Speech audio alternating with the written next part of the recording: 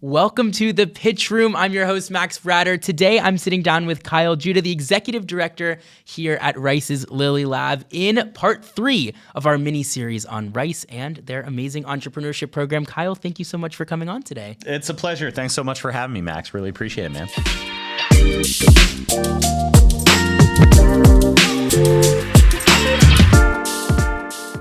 Okay, before we get into the meat and potatoes, what's your coffee order? Do you drink coffee like on a regular basis? Any form of caffeine, I'm a fan of. Have been for years. I'm originally from the Boston area, so I grew up a native son of running on Dunkin', and that kind of began my coffee order. So if I'm going for a Dunkin's, we're getting a large iced coffee, 2 creams, 2 sugars, 2 extra shot of espressos in, whatever they're legally allowed to sell, in the largest size humanly possible. Yeah, absolutely. Like run on caffeine, myself, founders in general, Lilie for sure, absolutely. Well, so that's kind of where the question stems from, is this podcast is about entrepreneurship and about technology and engineering. And those 3 groups of people probably make up, and this is a statistic I'm making up, 90% of coffee drinkers in the world. Certainly 90% of caffeine addicts in the world, absolutely. Well, our viewers know this, but my coffee order is an iced almond milk latte. Ooh, that's kind of solid. It's the go-to, usually from Starbucks. But solid. I am not a Dunkin' hater. You know what? I would just say, the sign of a great company is when they can invade somebody else's territory and make it their own. I believe there's several popular songs about that these days. And so, like Dunkin', was the bastion of the Northeast, and now it's everywhere. It's down in Florida. It's here in Houston. It's a beautiful thing to see. America truly appreciate what a quality quick service coffee and donut chain is like. Oh yeah. Well, okay. Now we can get a little bit into now we can get the serious questions, right? Okay. So how did you end up at Rice? Great question. So kind of began this chapter of my life and career at the intersection of academia and entrepreneurship. Back in 2013, I'd been an entrepreneur. I got started on that path actually at the ripe young age of 24 in the first year of my grad degree. Kind of caught the bug after having worked at a startup in the greater Boston area. And, after my company got acquired, what happened was, I think, what a lot of entrepreneurs felt, which is I've been a man on a mission for like these 6.5, 7 years. It's such a huge part of my identity. I don't know what to do with myself now that this company's been acquired, right? And was incredibly lucky, fell into a role and had an opportunity to join the MIT Center for Entrepreneurship, the Trust Center up there, where I really learned this art of the kind of academic entrepreneurship craft and a lot of the culture that goes along with that. And kind of that filled my bucket, man. I found myself kind of feeling quite cynical after my startup journey. And it was such a beautiful palate cleanser to spend, all day long sitting next to brilliant, passionate, creative entrepreneurs who wanted to make a positive difference in the world, but maybe needed somebody to believe in them, maybe needed somebody to advocate for them, maybe needed somebody to open doors and smooth paths for them. And so I just fell in love with it. It's kind of like, when you shift from, being the player on a sports team that's like scoring all the goals to the one that's maybe making the most assists. And so it just scratched the serotonin in my brain in all the right ways. Spent 5 incredible years as a part of that community, launched their startup accelerator, Delta V, and a number of other great programs. Got recruited from there to go out to CU Boulder in their engineering school by their dean. And kind of do a lot of that same work, like really catalyze the ecosystem, start courses, build co-curricular programs to really help support student entrepreneurs out in Colorado. Amazing experience, beautiful part of the country and the world, and just a really unique, vibrant startup ecosystem. And then March 2020 happened, and the whole world was on fire, as you guys know. Oh yeah. And a couple of weeks in April 2020, my boss now, Professor Yael Hochberg, the tenured faculty member in entrepreneurship here at Rice, reached out. And we'd known one another from some overlap time at MIT together. We'd done some work on her research in between years. And she kind of came calling, and she was like, hey, we've got this opportunity here for somebody to come and kind of join as exec director of the Lilie Lab and kind of lead it into its next real chapter of growth. And as an outsider, I'd spent maybe 24 hours of my life cumulative in Houston. And so I didn't really know its entrepreneurial culture. I didn't really know the culture of the city. And I was like, haha, like, that's great. Like, LOL, I live in Boulder. Like, this is the most beautiful part of the country. Let me dig a little bit deeper. And I started seeing places like Greentown Labs here opening up their doors that I'd seen open kind of Greentown Labs HQ in Boston when I was at MIT. So seeing them come down to Houston kind of put their stamp of approval on what they saw going on in the energy and energy transition sector was like, okay, that means something. I understand what that capital looks like. I saw Mass Challenge, another great accelerator organization that I knew from the time up in Boston, also set up shop here. I saw Rice start taking itself, a lot more seriously about leveraging all of these resources and all these assets of the students and the research and the faculty. And it was like, man, this is, I think a lot of times entrepreneurs need to think of themselves and should think of themselves like chefs. Like, cool, I'm cooking with some great ingredients, and there's an opportunity to make a meal down here that can make a real meaningful impact for Houston, for Texas, for Rice, for sure, but more importantly for the founders, because that's what, gets us out of bed every day, like wired up and fired up and just ready to go on their behalf. Yeah. Well, long story. It's a great story. One of the things that Tony said, and similar between the two of you, is that all of the staff, or the vast majority of your faculty here in this lab, all were founders at one point. And I think that's really unique. It is. I mean, clearly you've been to many places, and you've worked at many different, very good universities, very highly regarded. But would you say that's something that's common? No, not nearly as common as it should be. And I think that's because entrepreneurship in a setting of academia it's a bit of an island of misfit toys, right? Traditional academia, they value research output. They value grants. They value, patents and publications.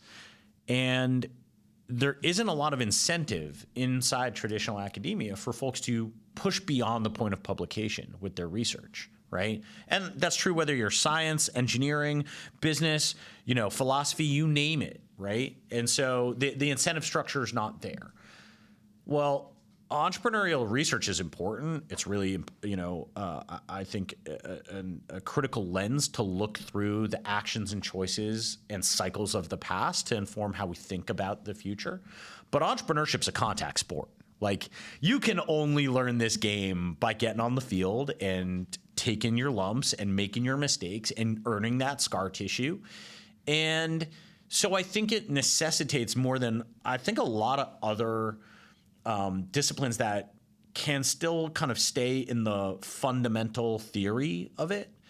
It necessitates this lived experience, and entrepreneurs are the best professors to train and develop other entrepreneurs. So it is really something unique. It's a point of pride for us. We think it's something that is a big part of the reason why we've earned our way to this kind of #1 graduate entrepreneurship program ranking for 7 years in a row now.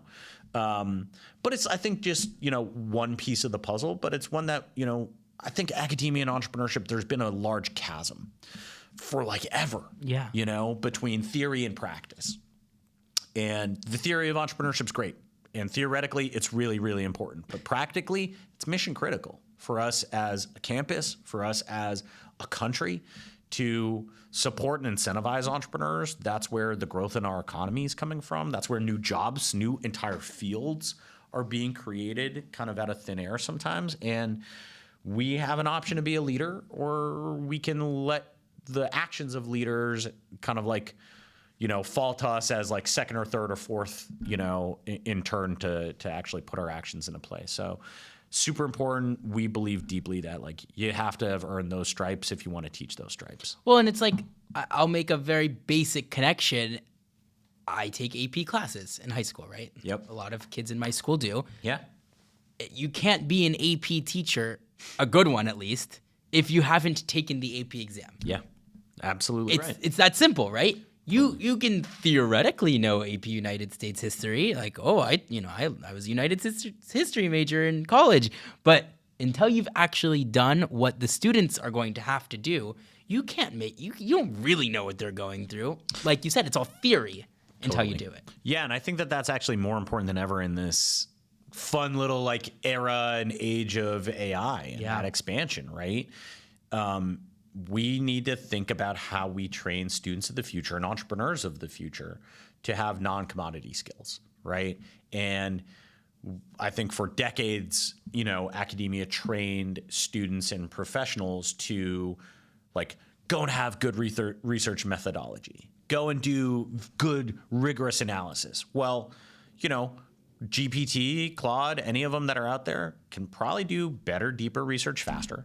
They can probably synthesize things a lot faster or a lot easier. They certainly can, design graphics and presentations. Oh yeah. Kind of in the middle of the bell curve in a very, very good fashion, better than an untrained designer could. So where does that shift the kind of window of like non-commodity knowledge and skill? And I think a lot of the time it's about nuanced understanding. It's about decision making. It's about understanding that, what is a best practice and can you really get outlier outcomes if you're all regressing to a mean of best practices? And that judgment, the same way we talk about like curation being really important in an era where production and manufacturing, and there's been this kind of Cambrian explosion in new software, new apps, new everything. Well, the ability to curate guests on a radio show or a podcast or products or features, I think that skill becomes ever more important when kind of production becomes the commodity, right? Yeah. Like, how do you battle back against slop? Definitely. Well, so like you kind of just said, you've been a founder. Yes. You've been an operator.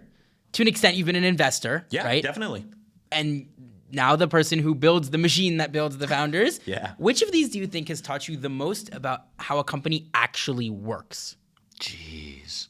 It has to be my own journey as a founder, right? Like, even, I've had this extreme privilege of playing in this space across universities for 13 years now. I've mentored and worked with, hundreds, probably well over 1,000 ventures at this point in time.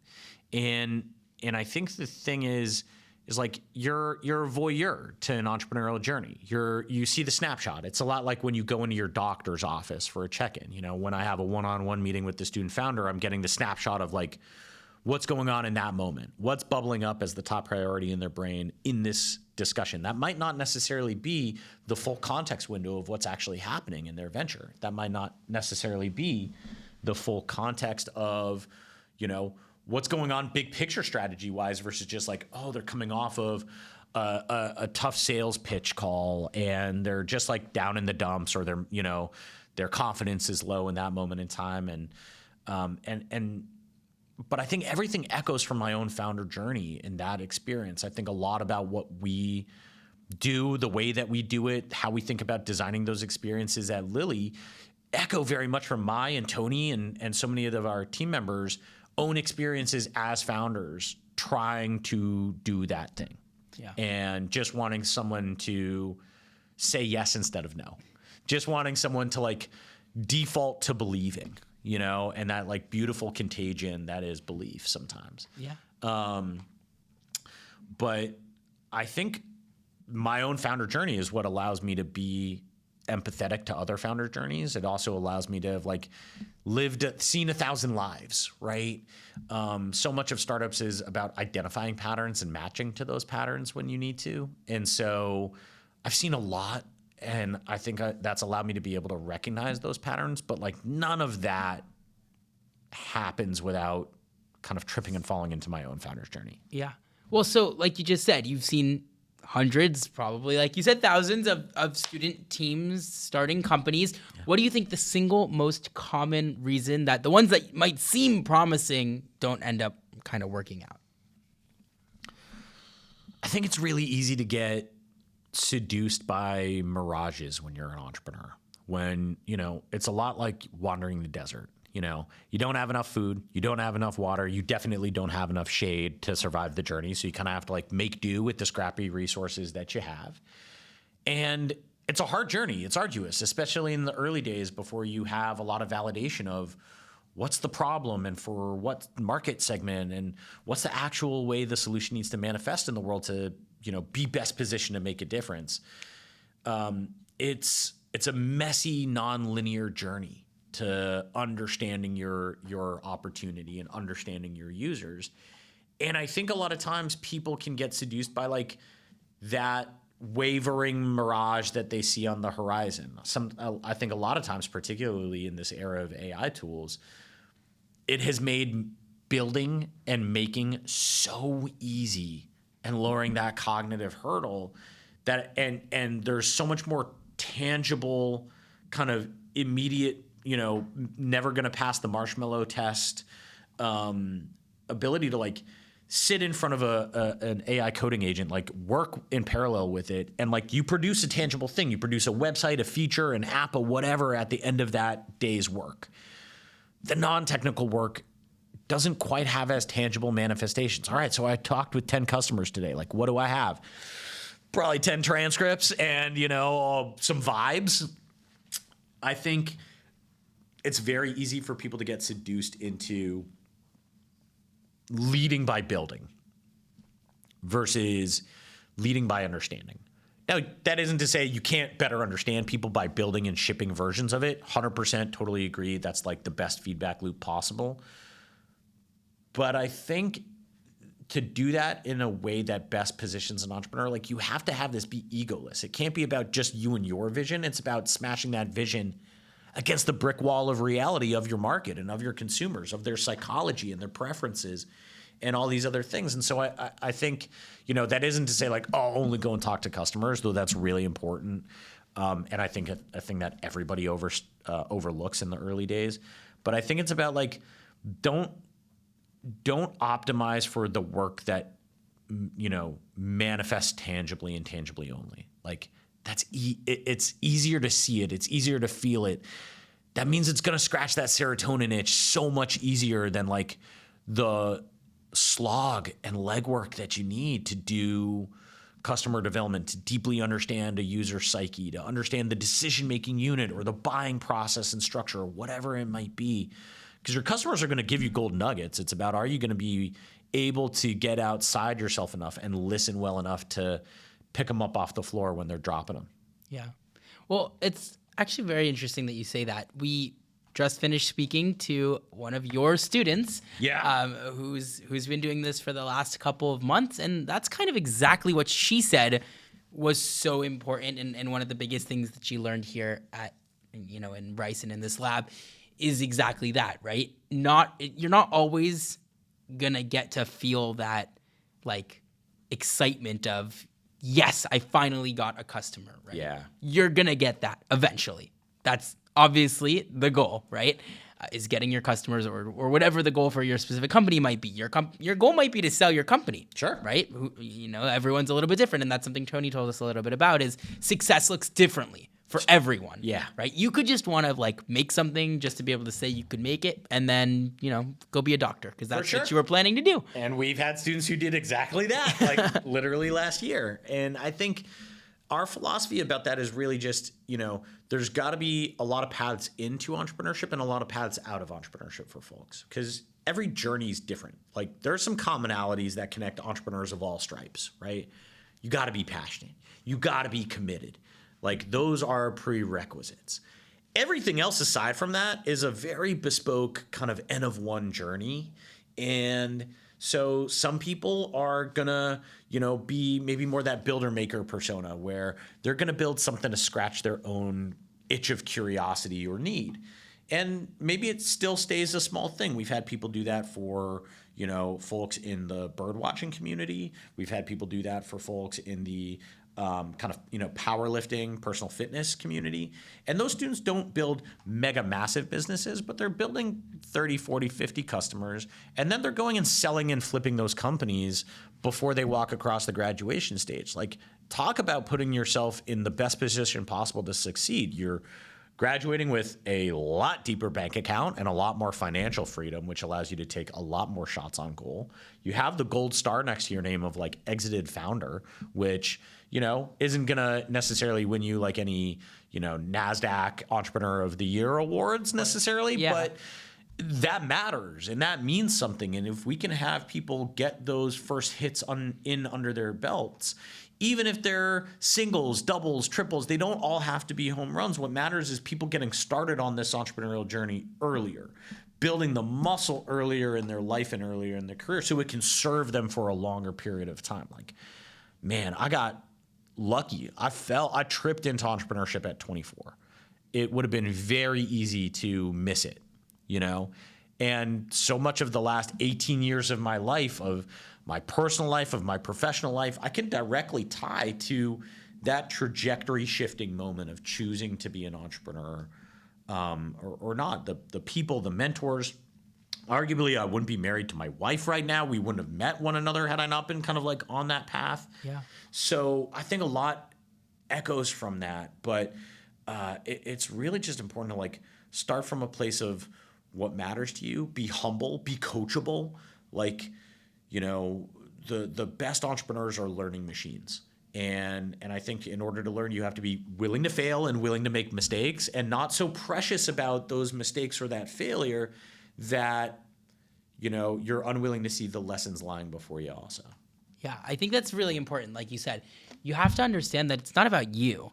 Like, sure, you might be on a team by yourself. You might have one partner, two partners, 5 partners going into this with you. Hopefully not more than that, because that sounds crazy. But it's not about you. It's about your customer. Yeah. It's about your user. Yeah. It's about whoever you're solving this problem for. So you do a lot of the coaching, and your team does a lot of the coaching to get these students from just having an idea that they might have come up with quickly and just like, whoa, like that's a cool idea. Let me write it down just in case it becomes something. Yeah. To, like you said, being able to possibly sell this company before they ever leave college and now having X amount of dollars that they can use as a runway. So now they graduate college and they're looking for a job. Well, they could take an unpaid internship for a couple months and have a little bit of money that they could live off of so that they could then get that incredible job and kind of go from there. Yeah, I think it's about giving agency back. Yeah. I think entrepreneurs, this is such an overused word. I'm going to gag myself even just saying it, but like entrepreneurs have to be agentic. You have to like have a bias for action. Some of my favorite speakers talk about entrepreneurs need to be exothermic. You need to create heat and energy. You got to be a thermostat, not a thermometer. And I think part of that is in the culture of the community that you have. Is it going to tolerate failure? And I think it's a big part of why we go out of our way to like celebrate the teams that have pivoted, even when those pivots haven't necessarily always worked out. But it takes a lot of confidence. It takes a lot of conviction to not fall prey to the sunk cost fallacy and to be willing to like kill something good so that something great can rise up in its ashes, And I think we've seen now 3 years in a row in our summer accelerator program. A team will come in the door, typically freshmen, typically underclassmen, I would say. And they'll have been working on a venture that has maybe gotten a little bit of traction and progress. Maybe this is something like consumer social oriented or usually typically software. And that's what we'll kind of accept them into the program with. And we tell them coming on in like, hey, you might have a better next idea. You might learn something through the process of this program that forces you to re-examine all your foundational kind of core assumptions here and leads you to a very different place. Like, FYI, like we're in the business of backing jockeys, not horses. Like we back you, not the company. And if you have the judgment to say there's a better opportunity over here on the side, we found it, we want to pursue it. Who the hell am I to stand in your way? Yeah. Right. And so definitely the last 3 summers we've had these teams come on in and sometimes 3 years ago it was like on day 1, they show up and they're like, hey, we're pivoting. Right. Last year was right around this time, July 4th, This year was like in probably like day 9, one of the teams came and said like, hey, I want to pivot to something totally else. And I think you can, that culture plays in such an important role of like, cool, like you along for the ride? You here to back founders and their journey and their vision? Or do you just want like what's easiest or safest for the Entrepreneurship Center or the university, right? Now, mind you, all 3 of those companies, just to kind of close the loop on the story here, all 3 of those companies got into Y Combinator that same summer. Wow. So with the new idea, right? And so it's like, if you give permission that it's okay to try, to fail, to burn the boats so that you can build some new ones, and you encourage people and you celebrate that journey, like, man, what a freeing activity that is. And I think for the agency, it's that same idea, man. It's like, great, you want to, be dedicated to a life and a craft of entrepreneurship. We're here for that. If you want to use this to like get some early wins under your belt and, jump in at a level or 2 higher than you would as a normal kind of entry level new grad to a big established company, and you want to be entrepreneurial, but maybe not an entrepreneur in that early setting, like, hell yeah, those big businesses need entrepreneurial thinking too. Yeah, it's the only way they're definitely. going to survive the next era. So earlier you kind of started mentioning that there's a couple of things that every entrepreneur needs. Every one of your students, if they don't have passion, if they're not excited about what they're doing, they're going to fail, right? Yeah. What is 1 or 2 traits that you can think of that make the difference between a founder or an entrepreneur and a great founder and a great entrepreneur, someone who's really going to succeed? Yeah. Whatever that looks like for them. There's like people who are kind of like buoys out at the ocean, right? They're just pushed by the tides. They exist passively, and the world happens to them and on the world's time, not their time. I think there are people who are very motivated, and they are typically incredibly proactive, and they generate some heat and thermal activity around them. And then I think there's entrepreneurs. And entrepreneurs have to not just be proactive, but have to have this preternatural ability to create urgency. I think, we lead off on day 1 of the Summer Accelerator with the session titled Velocity is All That Matters. And that's true because I think, you're kind of in a race against the clock. It's truly about being able to like reach escape velocity and beat gravity and transition from the campus to the community.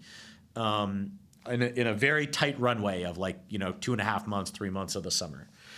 I think that the ones who are able to operate with urgency and then help their co-founders, their teammates, their interns operate with urgency, help their customers move through the sales process with urgency, investors move through the diligence process with urgency. That ability is kind of like, it's reminiscent to me of how people used to describe Steve Jobs' like reality distortion field. That is this like time dilation, that entrepreneurs, I think, have the incredible ability to do. And I think that's one of those things that we've seen time and time and time again. That and like an unnatural commitment to just like going to the nth degree.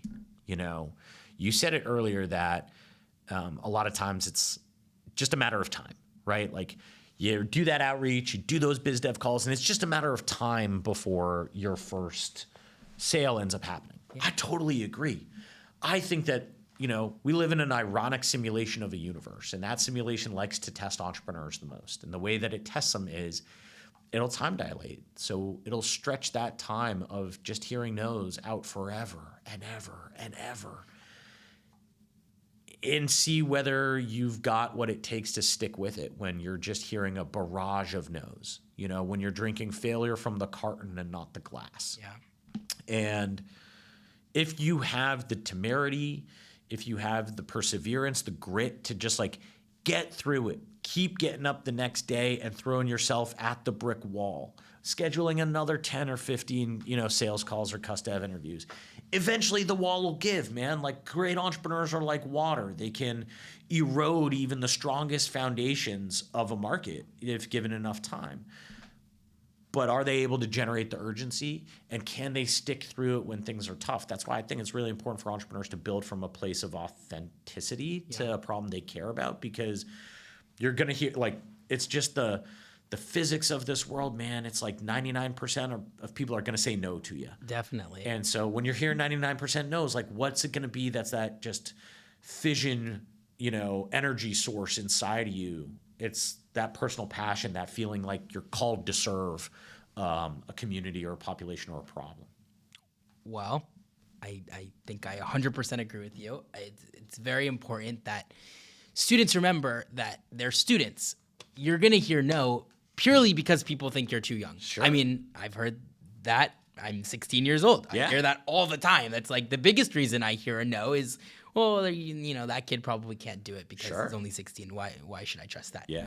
So what do you see in like a 19 or 20-year-old founder, like you said, a freshman or a sophomore that they've already started doing, maybe because of something they've learned here, maybe not, that most experienced founders already stopped doing or never started doing? Asking for help.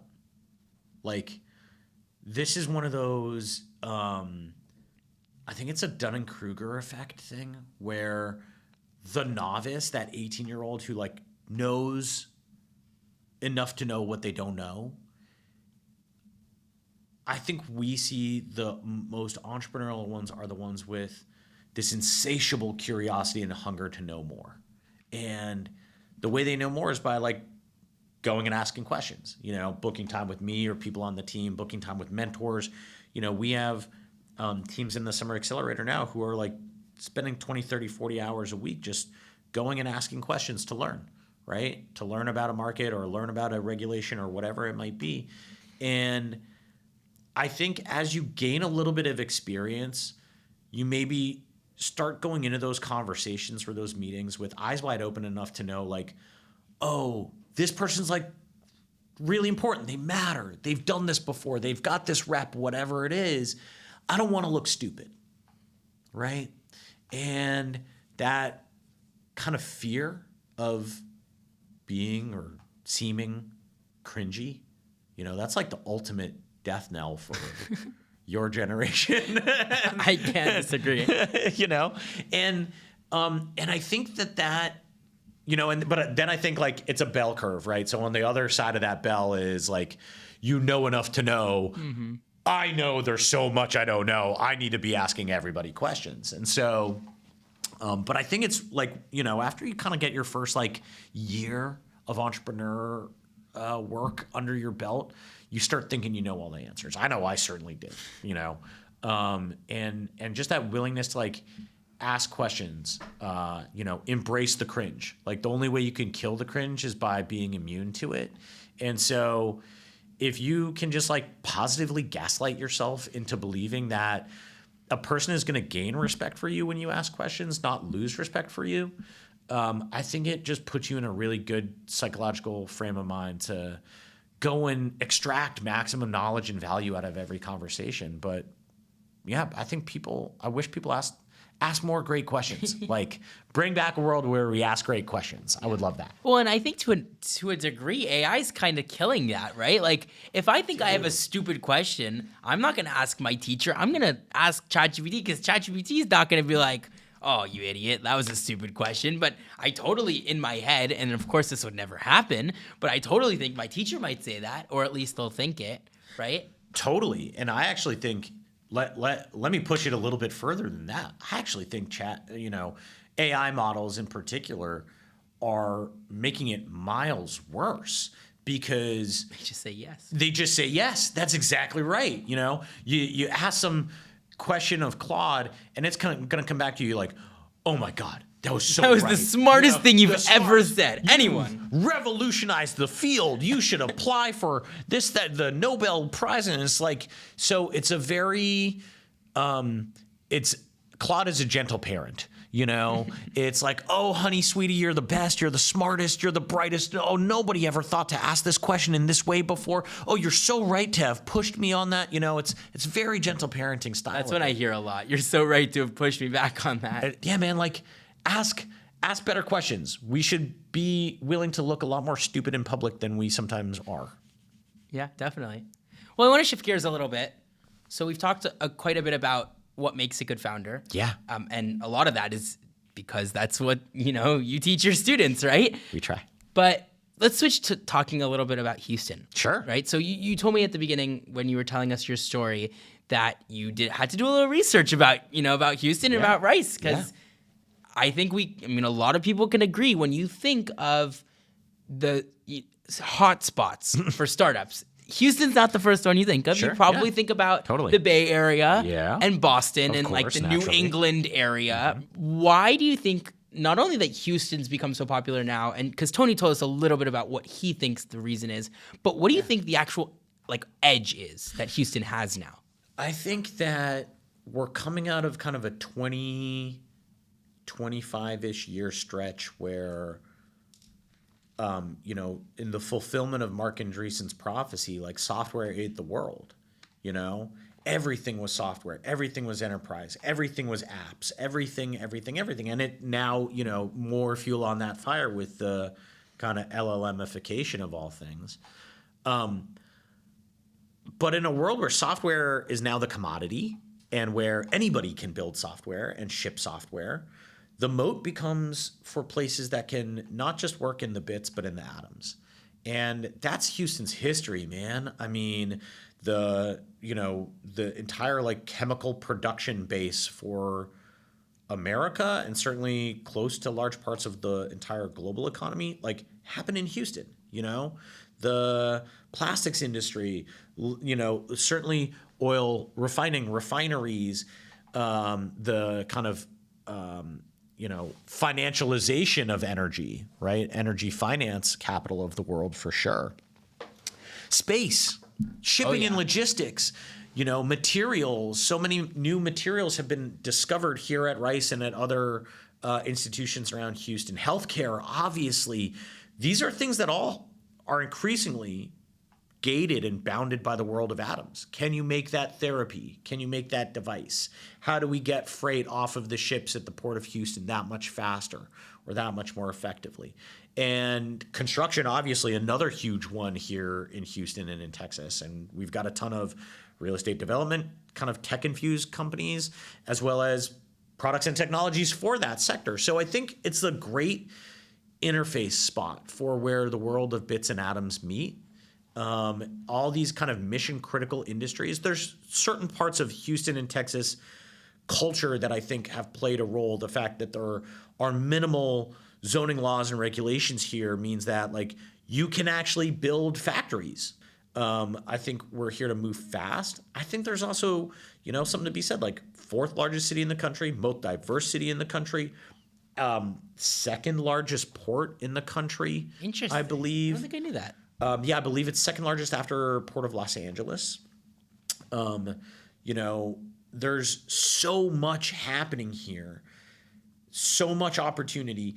And with this cost of living being what it is here relative to on the coasts, that $1 million, $1.5 million seed round or pre-seed round, that's going to get you twice as much runway and time to actually focus on the building of a business, not just being on the perpetual merry-go-round of, fundraising. Yeah. Well, so you talked about energy, healthcare, space. They're three very, very much so they're Houston's strengths. Sure. But they're also kind of humanity's biggest challenges, Absolutely. you could say, right? Can you kind of make the case as to why Houston to someone who might be saying, well, you have to be in San Francisco to make it matter? I'm not gonna dog SF. It is a phenomenal city. It is a phenomenal ecosystem. What they have done out there is and has been the envy of every other ecosystem in the country, arguably on the planet, for the last 50 years. Houston can't play San Francisco's game and have a shot at winning. We can't. They've got a 50-year head start. Yeah. So we have to play our own game, right? On your three industries, 3 quick points. The Texas Medical Center here in Houston, literally across the street from where you and I are sitting right now, is the largest hospital system in the world, I believe, certainly in the country. Wow. So, yes, you can find incredible technical talent in SF. You want to get close to those customers, you want to get close to patients, you want to actually spend that time in the operating room or sitting behind the administrator's desk at these hospitals to understand how software actually works and needs to get implemented if it's going to be successful, like, you're going to come to Houston, right? So cool. Like, you want to be an SF for the access to talent, for the access to venture capital, for the exorbitantly high rents, for any of those reasons that someone would want to locate in SF, you can absolutely do that. But you're probably hopping on a plane and coming to see your real customers out here in Houston. So that's healthcare, right? Space, obviously, we've got JSC, you've got SpaceX, an 2-hour drive away in Bastrop. And that whole ecosystem, only going to go, even further to higher heights post IPO now. I think you have the, I wouldn't say space rocketry is the home here in Houston. I think that's going to be, Bastrop and wherever SpaceX is for all intents and purposes. But I think it's the materials piece of space. Because that's on everything from the heat shielding on, SpaceX ships to, the materials that we use to conduct complex science in outer space to ultimately, setting up these bases on the moon, Mars, and hopefully everywhere else in our solar system. It's going to be materials that unlock our ability to survive, to thrive, to go further and faster, and to explore these grand challenges of what happens when you can 3D print organs in zero gravity in space a lot more effectively and cheaply than you can here on Earth? There's going to be funky, weird materials problems and all of that, and that's Houston's heartbeat right there. So I think there's space is a very big industry, but I think the materials for that piece of the puzzle, that's in our wheelhouse again. That's born of the chemical engineering, having Westlake and Dow and all of these phenomenal chemicals companies, just down the road, many of whom the founders are Rice alums like Westlake and others. And so, we understand molecules and the molecules that matter on this planet. And I think that's where we factor into space. There's obviously a lot of that in healthcare as well. Of course. And then energy is the third piece of that puzzle where molecules really matter. The molecules that we depend on for energy, new ways of creating them, of mitigating the very real harmful, after effects and byproducts of different energy sources and molecules. The real trick right now, Houston is not just an oil city. Fervo, this phenomenal geothermal energy company, they IPO'd about a month ago. The company's off to the races. They are the world leader in geothermal everything. They're phenomenal. And they're headquartered right here. They didn't even start in Houston. They started in SF, but they chose to come and locate here in Houston because of the ability to build, because of our talent in what would traditionally be oil and gas skills, but just applied laterally. It's drill hole down in earth. Sometimes you're hitting oil, sometimes you're hitting pockets of heat that can generate the electricity that Fervo's doing at their sites. But it's going to be the project finance. It's going to be the ops of all that, and building and scaling in atoms. Man, that is what Houston does better than anybody. Yeah. I think I'm on my soapbox. I apologize. No, I think that a big part of it too is that in places like Boston and San Francisco, they focus so much on just technology, right? Obviously there's so many different fields in both of these incredible locations and everywhere in the country but I think technology is definitely in California is basically the biggest thing there. Sure, or at least one of them. For sure. But I think one of the really strong things that Houston does is their ability and your ability to combine your three major plus all of your other kind of areas of research and use it to help the other, right? Everything's connected here. I love that. Yeah, what a great compliment for the city and the ecosystem. Yeah, I totally agree. I think that there's a lot of that interdisciplinary innovation that happens here. I think there is a lot of that lateral learning. A lot of folks have talked about in the past how companies Nintendo or Sony or others were really able to find inspiration in taking an idea or an industrial design that had worked in like one product lane or one sector and like porting it on over to another, right? And I think that kind of ability to breathe new life into economies, industry skills, people, and talent communities that kind of, we're feeling a little maybe, withered, and breathing new life into them. Like, what a beautiful idea. That's this whole concept of like creative destruction, right? Yeah. So, that's why Houston talks about being the energy transition capital, because we don't believe oil is going to like fully go away, not for some time. Yeah, right. Definitely. But it's going to be a slow and gradual transition. And as a part of not just transitioning our fuel sources, it's about the technology and R&D stack. It's about the market. It's about the talent. It's about all those things that have to be transitioned alongside as you move people from petroleum dominant to, solar, wind, nuclear. It wouldn't surprise me in the slightest if Texas is going to continue to be a leader in nuclear, and geothermal, right? So it's like all the energy can happen here. It'll continue to be a mix, and we want to be in the mix. Yeah, definitely.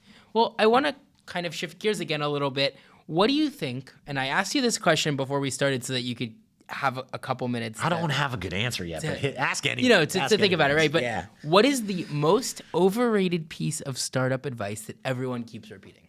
It's like the one kind of constant that everyone says is the most important thing, but really it's just not. It's interesting. I think I don't love saying this, which is maybe gut instinct for like why it might be in the right direction. I think for the last 25 some odd years, the whole world of startups was all around like find co-founders. I really struggle to think of a company that like did it with just a founder. Same is true. Like there were other co-founders at Tesla and SpaceX and others that, aren't as well known as Elon. So I don't think that people were supported and allowed to be solo founders by and large throughout history. For large eras, like you couldn't even get a VC pitch meeting sometimes if you were a solo founder and a first-time founder, right? And I think that is the platitude that is like most wrong these days. I think with all the tooling that's available, one individual can do so much more all by themselves to de-risk this venture. And then maybe it's, you're adding an executive team around you, not necessarily a co-founding team. And I think those fill very different roles for a founder. But we got a great example. This student athlete, now young alum by the name of Tyler Strothman.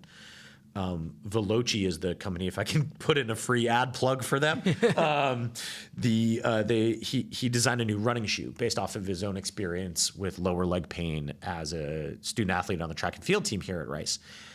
And he started this journey as just like a one-man army on a mission, and was the one like figuring out shoe design and flying to Shenzhen to like meet, live on the factory floor for a couple of days and like meet his manufacturing partners.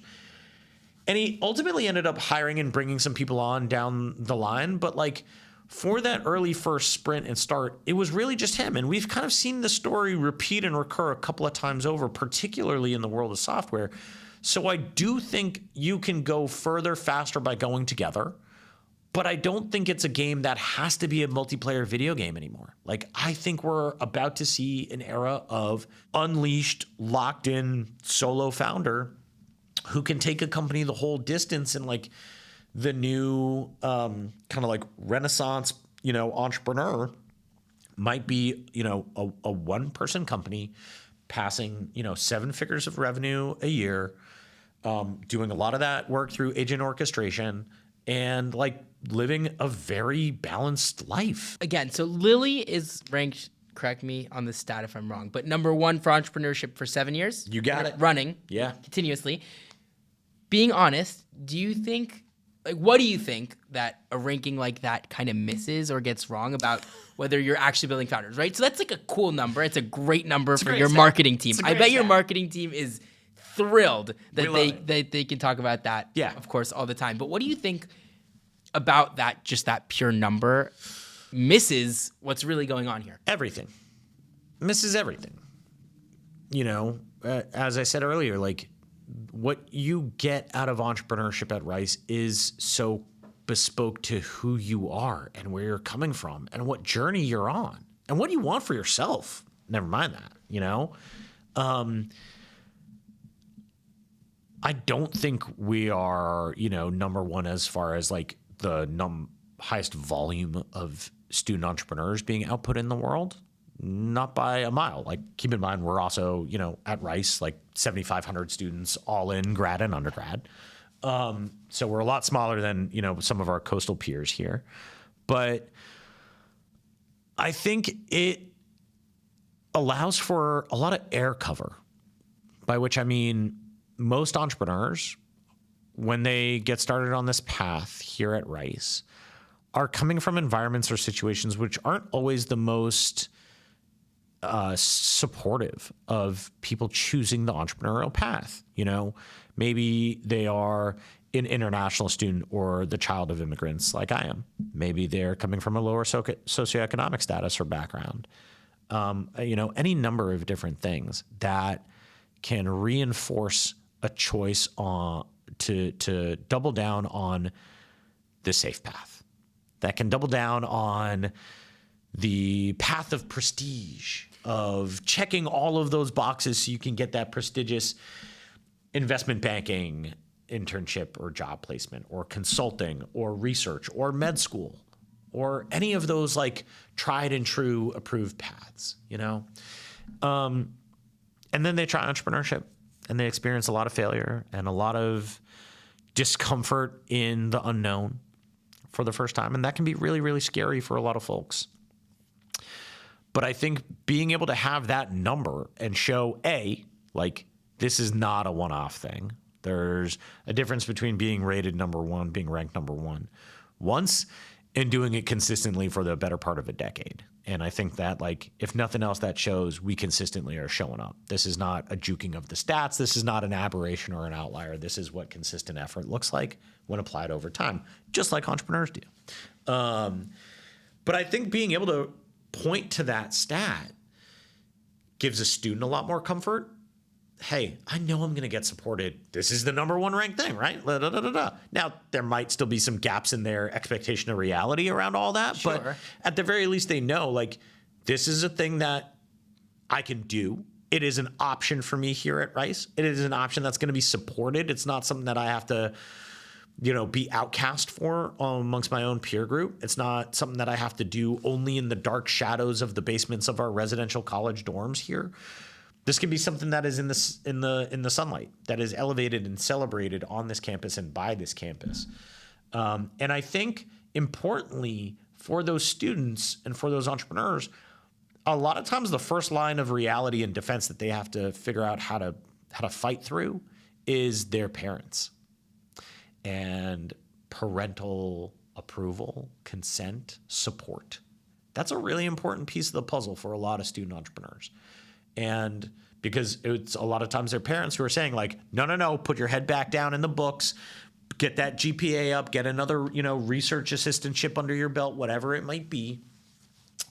And so I think, you know, when I talk with a lot of parents, I have a lot of conversations with parents on behalf of their children, you know, my students here, who are like, hey, man, will you just like talk to my parents, please, and help them understand and feel a little bit more comfortable about, like, this doesn't mean I'm like throwing my life away. This doesn't mean I'm going to like drop out. Yeah. This doesn't mean I'm like setting myself up for failure, right? I'm a parent. Like, I've got 2 kids.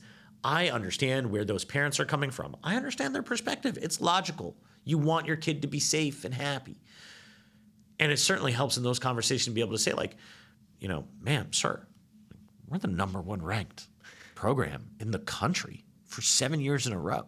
Like, you don't get that way by letting people down. You don't get that way by ghosting folks. You don't get that way by only optimizing for one outcome and one outcome alone. And so it certainly acts as, I think, a cognitive shield for a lot of folks. But like, practically, it's a lighthouse beacon. Hopefully it continues to draw people who want to choose that entrepreneurial path for themselves to know that they're going to get supported in a totally different level at a place like Rice than they would anywhere else. I've worked at all those anywhere else's, and we intentionally designed what we do here to have a very different energy signature and a different vibe. And I think one that is attuned to what young entrepreneurs want these days, that, we like to think of ourselves as like an entrepreneur's best friend, right? Like whatever you need, And so if that's a letter of support, great. If that's talking to mom and dad and helping them understand that like plenty of people try startups, it doesn't work out, and they use that muscle and those stories and that learning as the leverage for getting that dream job after, right? Or cracking into that phenomenal grad school or whatever it might be. So it's meaningful. It matters. We certainly work our butts off to continue to hold crown for as long as we can with it. But that's one metric. That's certainly not, I think, the metric that we judge, our overall success on. Yeah. Well, I have one more question for you to kind of close things out. If a Rice freshman were to walk up, come into your office tomorrow, book an office hours with you. Yep. And they have no idea what they want to do. Yeah. They don't have an idea for a startup. Yeah. They just have a ton of energy, and they're just like, I want to build something. What's the first thing you're going to tell them to do? Ooh, great question. Pick a random month of the year. December. Great. First things first, it's December, which means we're about to hit holiday time. You're about to disconnect hard from everything academic, which means it's a great time and space and place for reconnecting to something that you care about personally, instead of what assignments and knowledge you have to go and curate for yourself for maintaining a GPA. We have a course and an experience called Disco that's really all about helping students connect to what they care about. Like, just have certainty in, these are the problems I care about. These are the industries that matter to me. These are the people or the communities that, I lay awake at night thinking about, or that are the thing I think about first thing when I wake up in the morning. And just kind of help work through a process of identifying where's there going to be good petri dishes and fertile soil for an idea, right? Because it's not about trying to come up with the best idea. It's not about trying to come up with an idea that's like going to go from zero to IPO as fast as humanly possible. It's just about getting going and getting your first hits in early, and like, don't be like Gollum with your idea and like polish the precious until it shines forever. Just like find an idea that matters to you, that you're curious about, and just start going. And it doesn't matter if that idea lasts for a week or a year. Just start going. But before you start going, you got to like at least know directional, generally what direction are you heading in? So at least know, like, this is a problem I care about. Like, cool, let's get going. Let's just apply the process. Let's train that muscle. This isn't about optimizing for like the fastest Usain Bolt sprint through the process. Let's just do our first exercises, right? And usually going through that process, I think, reveals a lot about that person to themselves and reveals a lot about that market and that venture opportunity to them. So, but like, it's got to start within, not without.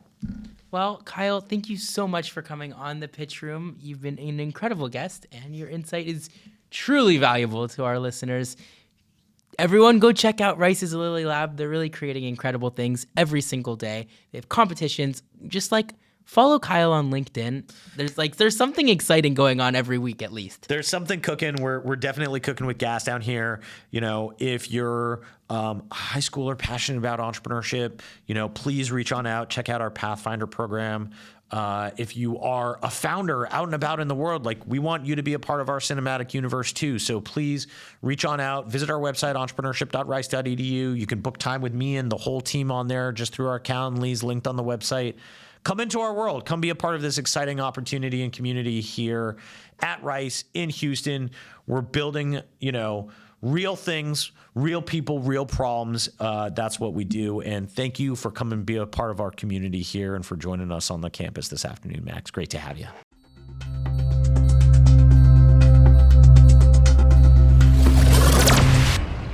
Enjoyed the show? Subscribe on Spotify, Apple Podcast, YouTube, and iHeartRadio so you never miss an episode by searching The Pitch Room. Make sure to follow us on Instagram at Pitch Room Podcast for clips and behind the scenes. The room is always open.